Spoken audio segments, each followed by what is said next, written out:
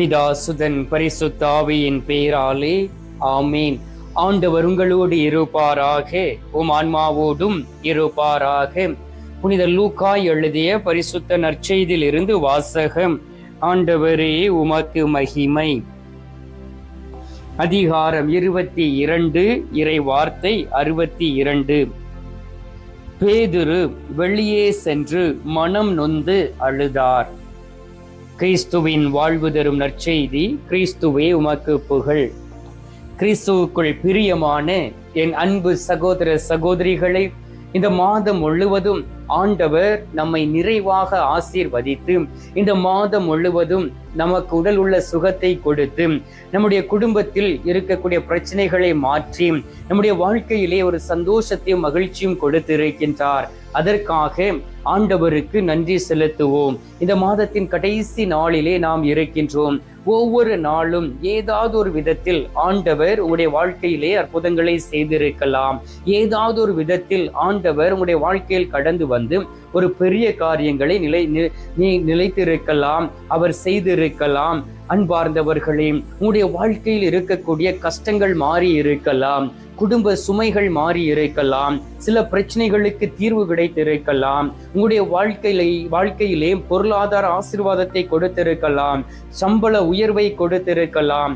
ஆண்டவர் இந்த நாளில் உங்களையும் என்னையும் பார்த்து சொல்லுகின்றார், என் மகனே மகளே, மாதத்தின் கடைசி நாளுக்குள் கடந்து வந்திருக்கக்கூடிய நீ என்னுடைய ஆசீர்வாதத்தை பெற்றுக்கொண்டு நீ இந்த உலகத்தில் வாழ்ந்திருப்பாய் என்று அவர் வாக்கு கொடுக்கின்றார்.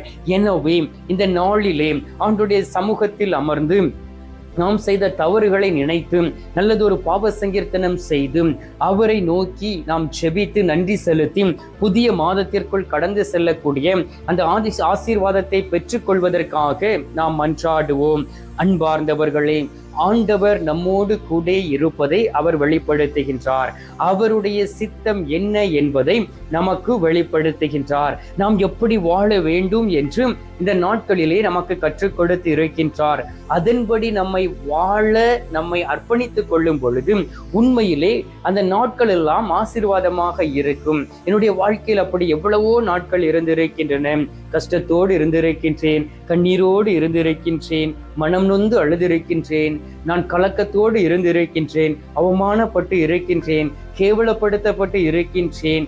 நான் எல்லா சூழ்நிலைகளிலும் வருத்தம் அடைந்த நேரத்திலும் ஆண்டவர் என்னோடு கூட இருந்து என்னுடைய தோளிலே தன்னுடைய கரங்களை போட்டு என்னோடு நடந்த அந்த நாட்களை நினைத்து பார்க்கும் பொழுது என்னுடைய கண்களில் கண்ணீர் வருகின்றன. ஆண்டவருடைய ஆசீர்வாதம் என்பது பணத்தினாலும் செல்வத்தினாலும் நில புலன்களினால் மட்டுமே அல்ல. நம்முடைய மனதில் ஒரு நிம்மதி இருக்குமே என்றால் அதுதான் ஒரு பெரிய ஆசீர்வாதம் என்பதை அறிந்து கொள்ள வேண்டும். அதே போல் நோயில்லாத ஒரு வாழ்க்கை வாழுகிறோம் என்றால் அதுவும் ஒரு ஆசீர்வாதம் என்பதை நாம் புரிந்து கொள்ள வேண்டும். அப்படி என்றால் எதற்காக இந்த கண்ணீர்? நான் இந்த உலகத்தில் வாழ்கின்றேன். இந்த மாதத்திலே அநேக நாட்கள் என்னுடைய கண்களில் இருந்து கண்ணீர் வந்திருக்கின்றன. சில வேதனைகள் என்னுடைய உள்ளத்தில் இருந்து என்னை வேதனைப்படுத்தி இருக்கின்றன. சில நேரங்களில் ஆனந்த கண்ணீர் வருவது உண்டு. சில நேரங்களில் சில வகையான கண்ணீர் வந்து நம்மை துயரப்படுத்துவது உண்டு, துக்கப்படுத்துவது உண்டு, வேதனைப்படுத்துவது உண்டு, அவமானப்படுத்துவதனால் வரக்கூடிய கண்ணீர் வந்து உண்டு, காரணம் இல்லாமல் வரக்கூடிய கண்ணீர் உண்டு. இவை அனைத்தையும் துடைத்து நம்மை ஆசீர்வதிக்கக்கூடிய தெய்வமாக இருக்கின்றார். வாசித்து பாருங்கள். திருவெளிப்பாடு 21வது அதிகாரம் 4வது இறை வார்த்தையிலே அவர்களுடைய கண்ணீர் அனைத்தையும் அவர் துடைத்து விடுவார். எவர்களுடைய கண்ணீர்? எல்லாருடைய கண்ணீரையும் அவர் துடைக்கக்கூடியவர்களாக இருக்கின்றார். யாரெல்லாம் அவரை தேடி வந்து தன்னையே அர்ப்பணித்து நான் இந்த உலகத்தில் வாழக்கூடிய நாட்களிலே கண்ணீரோடு என்னுடைய வாழ்க்கை கடந்து போகிறது என்று சொல்லி அர்ப்பணித்து ஜெபிக்கிறார்களோ அவர்களுடைய கண்ணீர் எல்லாவற்றையும் துடைத்த தெய்வம் இந்த நாளிலும் உங்களுடைய கண்ணீரை துடைக்கின்றார். அன்பார்ந்தவர்களே, நன்றாக யோசித்து பாருங்கள்.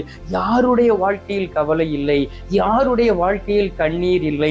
பிறக்கும் போது அழுகின்றோம், இந்த உலகத்தில் வாழும் பொழுது அழுகின்றோம், சாகும் பொழுது எல்லாரையும் அழ வைத்துவிட்டு நாம் இந்த உலகத்தை விட்டு கடந்து செல்லுகின்றோம். சில நாட்களில் நம்மை அனைவரும் மறந்து போவார்கள். ஆனால் இந்த வாழக்கூடிய நாட்களில் இருக்கக்கூடிய போராட்டம் தான் நாம் அதை மகிழ்ச்சியோடு தாங்கிக் கொண்டால் மறு உலகத்திற்கு கடந்து செல்ல அந்த போராட்டங்கள் விட்டு வைக்கின்றன. அந்த போராட்டங்கள் நமக்கு உதவி செய்கின்றன. எனவேதான் ஆண்டவர் சொல்லுகின்றார், உங்களுடைய முகத்தில் இருந்து மட்டுமல்ல, யார் யாருக்காக ஜெபிக்கிறீர்களோ அவர்களுடைய முகத்தில் இருக்கக்கூடிய கண்ணீர் எல்லாவற்றையும் நான் துடைத்து விடுவேன் என்று சொல்லுகின்றார். எஸ்ஐயா 25வது அதிகாரம் 8வது வார்த்தையை வாசித்து பாருங்கள். என்றுமே இல்லாதவாறு சாவை ஒழித்து விடுவார். என் தலைவராகிய ஆண்டவர் எல்லா முகங்களில் இருந்தும் கண்ணீரை துடைத்து விடுவார் என்று சொல்லப்பட்டு இருக்கின்றது. இந்த நாளிலே கண்ணீரோடு இருக்கின்றீர்களாம், வேதனையோடு இருக்கின்றீர்களாம், ஆண்டவர் உங்களை தான் பார்த்து சொல்லுகின்றார், இந்த நாளிலே எல்லார் முகங்களிலும் இருந்து கண்ணீரை நான் எடுத்து விடுவேன், துடைத்து விடுவேன் என்று வாக்கு கொடுக்கின்றார். அன்பார்ந்தவர்களே, சில பேர் நினைக்கிறார்கள், நிம்மதியாக வாழ வேண்டுமே என்றால் தாய் தகப்பனை முதியோர் இல்லத்தில் சேர்த்து விட வேண்டும், நிம்மதியாக வாழ வேண்டுமே என்றால் குறை பிரசவத்தில் பிறந்த பிள்ளைகளை அனாதை விடுதலையில் சேர்த்துவிட வேண்டும், நிம்மதியோடு வாழ வேண்டுமே என்றால் என்னுடைய மனைவியை ஒதுக்கிவிட வேண்டும், என்னுடைய கணவரை ஒதுக்கிவிட வேண்டும் என்று சொல்லி அநேக பேர் இந்த உலகத்திலே நினைப்பதை நாம் பார்த்திருக்கின்றோம். அநேக பேர் இதே போல் வாழ்ந்து கொண்டும் இருக்கிறார்கள். இவை அனைத்துமே அவர்களுக்கு ஒரு காலத்தில் துன்பத்தை கொண்டு வரும், கண்ணீரை கொண்டு வரும், சாபத்தை கொண்டு வரும், வேதனையை கொண்டு வரும், துக்கத்தை கொண்டு வரும். அதில் இருந்து அவர்கள் வெளியிலே வர முடியாது என்பதை அறிந்திருக்க வேண்டும். எதற்காக இந்த உலகத்திலே அநேக இடங்களிலே எல்லா ஊர்களிலுமே அனாதை இல்லங்கள் இருக்கின்றன, முதியோர் இல்லங்கள் இருக்கின்றன. உங்களுடைய பிள்ளைகளை இயேசுவை கொடுக்காதபடி வாழ்ந்தபடியினால், இயேசுவை அறிமுகப்படுத்தாமல் வாழ்ந்தபடியினால் இந்த காலங்களிலே நீங்கள் கஷ்டத்தோடு இருக்கிறீர்கள். நீங்கள் தலையீழ நின்று உங்களுடைய பிள்ளைகளுக்காக ஜெபித்தாலும் அவர்கள் எதை விதைத்தார்களோ அவற்றை அறுவடை செய்வார்கள் என்பதை அறிந்து புரிந்து கொள்ள வேண்டும். திருப்பாடல்கள் 56வது அதிகாரம் 8வது வார்த்தையில் சொல்லப்பட்டு இருக்கின்றது, என் துன்பங்களின் எண்ணிக்கையை நீர் அறிவீர், உமது தோற்பையில் என் கண்ணீரை நீர் சேர்த்து வைத்து இருக்கிறீர் என்றும் சொல்லப்பட்டு இருக்கின்றது. இவை அனைத்தையுமே அவருடைய குறிப்பேடில் அவர் எழுதி வைத்து இருக்கின்றார். இதுதான் ஆண்டவருடைய குணம். ஆண்டவர் எதையும் மறக்கக்கூடிய தெய்வம் அல்ல. ஒரே ஒரு காரியங்களை மறப்பார். யாரெல்லாம் மனம் திரும்பி வந்து தன்னுடைய பாவங்களை அறிக்கையிடுகிறார்களோ அவர்களுடைய பாவங்களை மன்னித்து அவர்களை ஆசீர்வதிக்க அந்த பாவங்களை அவர் மறந்து விடுவார். ஆனால் உங்களுடைய வேதனைகளையும் உங்களுடைய கஷ்டங்களையும் உங்களுடைய கண்ணீரையும் உங்களுடைய துக்கத்தையும் அவர் மறக்க மாட்டார். எனவே எதற்காக இந்த கண்ணீர் என்று சொல்லி நீங்கள் நினைத்து கொண்டு இருக்கலாம், எதற்காக இந்த வேதனை என்று சொல்லி நீங்கள் எண்ணிக்கொண்டு இருக்கலாம், எதற்காக இந்த துயரம் என்று சொல்லி நீங்கள் புலம்பிக் கொண்டு இருக்கலாம். இந்த நாளிலே உங்களை பார்த்து சொல்லுகின்றார், இந்த மாதத்தின் கடைசி நாளிலே, என் மகனே மகளே, இந்த மாதம் முழுவதும் நீ கண்ணீர் வடித்து இருக்கலாம், உனக்காக ஒரு எதிர்காலத்தை வைத்திருக்கின்றேன், வரக்கூடிய மாதம் ஆசீர்வதிக்கப்பட்ட ஒரு மாதமாக உனக்கு இருக்கும் என்று சொல்லி ஆண்டவர் உங்களுக்கு முன்பாக ஒரு வார்த்தையை கொடுக்கின்றார், வாக்கு தத்தத்தை கொடுக்கின்றார். எனவே அவரை தேடி நாடி வந்திருக்கக்கூடிய நீங்கள் ஆசீர்வதிக்கப்பட்டவர்களாக இருக்கவும், இந்த உலகத்திலே நீங்கள் வாழ்ந்து இருக்கவும், நீங்கள் இந்த உலகத்திலே இயேசுவோடு இணைந்திருக்கவும் அவர் உங்களுக்காக அவர் தந்தையிடம் பரிந்து பேசுவார். எரேமியா 15:19 வாசித்து பாருங்கள். நீ திரும்பி வந்தால் நான் உன்னை முன்னைய நிலைக்கு கொண்டு வருவேன் என்று வாக்கு கொடுக்கின்றார். பாருங்கள், எவ்வளவு ஒரு அன்பான தெய்வம், எவ்வளவு ஒரு நம்பிக்கைக்குரிய தெய்வம், நம்மை முன்னைய நிலைக்கு கொண்டு வந்து மேலும் உயர்த்தக்கூடியவராக இருக்கின்றார். எனவே ஆண்டவராகிய இயேசு கிறிஸ்துடைய கரங்களில் இருந்து வல்லமையை பெற்றுக்கொள்ளக்கூடிய நாம், ஆண்டவராகிய இயேசு கிறிஸ்துவோடு இணைந்து செயலாற்றக்கூடிய நாம் இந்த நாளிலே முழுமையாக ஆண்டவரிடம் ஒப்புரவாக்குவோம், ஆண்டவரிடம் கேட்போம், ஆண்டவருடைய ஆசீர்வாதம் நம்மோடு தங்கும்படியாக ஜெபிப்போம். இந்த மாதம் முழுவதும் செய்த நன்மைக்காக இன்னொரு முறை நன்றி செலுத்தி ஜெபித்து விட்டு இனி வரக்கூடிய நாட்களில் நாம் கண்ணீர் வடிக்காதபடி வாழ அவரிடம் மன்றாடுவோம். எங்கள் பரலோக தந்தையே, இயேசு கிறிஸ்துவே, தூயனல் ஆவியே, தகப்பனே, இந்த புதிய நாளுக்காக உமக்கு நன்றி சொல்லி உமை துதிக்கிறேன் அப்பா. இந்த மாதத்தின் கடைசி நாளிலே நீர் எங்களை ஆசீர்வதிக்க எங்கள் நடுவிலே இருப்பதற்காக உமக்கு நன்றி சுவாமி. ஒவ்வொரு நாளும் தகப்பனே, உமது அன்பு கரம் எங்களை வழிநடத்தி இருப்பதை உணர வைத்திருக்கின்றீர், அதற்காக நன்றி. என்னுடைய தாய் தகப்பனுக்காக ஸ்தோத்திரம், குழந்தை செல்வங்களுக்காக உமக்கு நன்றி, நிம்மதியான வாழ்க்கையை கொடுத்திருப்பதற்காக ஸ்தோத்திரம், நோய் நொடியிலிருந்து விடுதலை கொடுத்திருப்பதற்காக ஸ்தோத்தரிக்கிறேன் சுவாமி. பிள்ளைகளுடைய வாழ்க்கையிலே மாற்றத்தை தந்திருப்பதற்காக உமக்கு நன்றி சொல்லுகிறோம் அப்பா.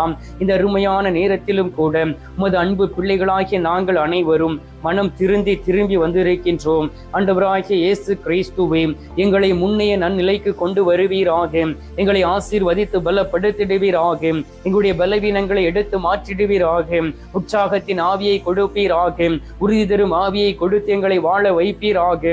இதுவரை நாங்கள் சோர்ந்து போய் இருந்த நாட்கள் போதும் ஆண்டவரை, கண்ணீர் வடித்து அலைந்து திரிந்த நாட்கள் போதும். எங்களுடைய கண்ணீரை துடைக்க நீர் வருவீர் என்று விசுவசிக்கின்றோம். இது நீ அழுது கொண்டு இருக்கின்றாயாம். அந்த நாளிலே பேதுரு மனம் நொந்து அழுந்ததை போல அநேக பிள்ளைகள் அழுது கொண்டு இருக்கிறார்கள். கண்ணீருடைய வல்லமை இந்த நாளில் அறிந்து இருக்கிறார்கள். துன்பங்களின் எண்ணிக்கை நீர் அறிந்து இருக்கின்றீர். என்றுமே இல்லாதவாறு சாவை நீர் ஒழித்து விடுவீர் என்பதை விசுவசிக்கின்றோம். இதோ இந்த மாதத்தின் கடைசி நாளிலே என் கண்ணீர் துடைக்கப்பட வேண்டும், நானும் இந்த உலகத்தில் வாழ்ந்திருக்க வேண்டும் என்று சொல்லி உம்மை நோக்கி ஜெபிக்கக்கூடிய பிள்ளைகள் ஒவ்வொருவரையும் ஆசீர்வதிப்பீராக. அவருடைய குடும்பத்தில் சமாதானத்தை கொடுப்பீராக, பிள்ளைகளுடைய வாழ்க்கையில் சந்தோஷத்தை கொடுப்பீராக. பிரிந்து போய் இருக்கக்கூடிய குடும்பம் ஒன்றாக சேருவதாக. ஆண்டவரே, ஒவ்வொரு நாளும் பாவத்திற்கு மேல் பாவம் செய்து சாபத்தை கொண்டு வந்து ஒரு பைத்தியக்காரனை போல, ஒரு பைத்தியக்காரியை போல வாழ்ந்து கொண்டு இருக்கக்கூடிய பிள்ளைகளை ஒப்புக் கொடுக்கின்றேன். எல்லோரையும் ஆசீர்வதித்து எல்லோரையும் ஒன்றாக இணைத்து அவர்கள் புதிய ஒரு மாதத்தை காணும்படியாகவும், புதிய மாதத்திலே என் ஆண்டவர் தரக்கூடிய ஆசீர்வாதத்தை பெற்றுக்கொள்ளும்படியாகவும் இந்த நேரத்திலே உம்மை நோக்கி ஜெபிக்கிறோம் அப்பா. இந்த அருமையான நேரத்திலே நீர் எங்களுடைய ஜெபத்தை கேட்டிருப்பதற்காக உமக்கு நன்றி. ஜெபத்தை கேட்டு பதில் தந்திருப்பதற்காக உமக்கு ஸ்தோத்திரம், ஸ்தோத்திரம், ஸ்தோத்திரம். மீட்பெரும் இரட்சகருமான இயேசுவின் திருக்கரத்தில் ஒப்புக் கொடுத்து எங்கள் பாதுகாவலராம் புனித சூசையப்பர் வழியாக ஜெபிக்கின்றோம். அன்பு தந்தையே, ஆமேன். பரலோகத்தில் இருக்கிற எங்கள் பிதாவே, உம்முடைய நாமம் அர்ச்சிக்கப்படுவதாக, உமது ராஜ்யம் வருக, உமது சித்தம் பரலோகத்தில் செய்யப்படுவது போல பூலோகத்திலும் செய்யப்படுவதாக. எங்கள் அனுதின உணவை எங்களுக்கென்று அளித்தருளும், எங்களுக்கு தீமை செய்கிறவர்களை நாங்கள் பொறுப்பது போல எங்கள் பாவங்களை பொறுத்தருளும், எங்களை சோதனை விழவிடாதையும் தீமையில் இருந்து எங்களை ரட்சித்தருளும். ஆமீன். அருள் நிறைந்த மரியே வாழ்க, கர்த்தர் உடனே, பெண்களுக்குள் ஆசீர்வதிக்கப்பட்டவள் நீரே, உம்முடைய திரு வயிற்றின் கனியாகிய இயேசும் ஆசீர்வதிக்கப்பட்டவரே. அச்சிஷ்ட மரியே, சர்வேசுடைய மாதாவே, பாவிகளா இருக்கிற எங்களுக்காக இப்பொழுதும் எங்கள் மரண நேரத்திலும் வேண்டிக் கொள்ளும். ஆமீன். பிதாவுக்கும் சுதனுக்கும் பரிசுத்த ஆவிக்கும் மகிமை உண்டாவதாக. ஆதியில் இருந்தது போல இப்பொழுதும் எப்பொழுதும் என்றென்றும் இருப்பதாக. ஆமீன். அன்பார்ந்தவர்களே, நற்கருணை நாதர் தரும் ஆசீர்வாதத்தை பெற்றுக் கொள்வோம். எல்லாம் வல்ல இறைவன் பிதா, சுதன், பரிசுத்த ஆவி உங்களை ஆசீர்வதிப்பாராக. ஆமீன்.